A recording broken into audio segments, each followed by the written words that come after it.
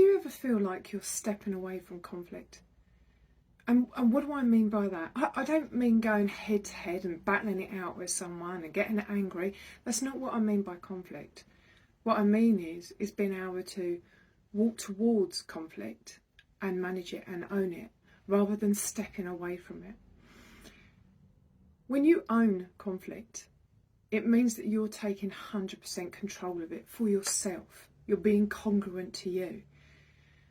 And it means that you're responding to a situation rather than reacting. When you respond to a situation, it means that you're taking 100% control of it. And when you react to it, you're reacting destructively and you haven't got control. You've lost control. And that's how you're seen. I mean, I used to have many situations where I used to be in meetings and my leadership team, my peers were all men, there's 12 of them. And I used to get so frustrated because, I'd sit there, I'd get this fantastic idea and I thought it was brilliant, and I'd explain it and say, this is what we should do, this would be a really good idea.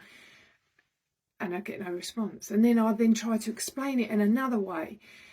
And then in another way. And in the end, I used to just go, do you know what? I'm wasting my time. And my energy would completely drop. I mean, my boss used to say to me at the time that you could see straight away the response that you had to it.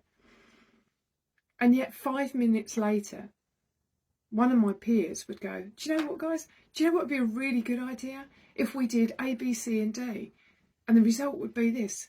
And they've literally said exactly the same as what I've been saying. But obviously it had not been heard in exactly the same way.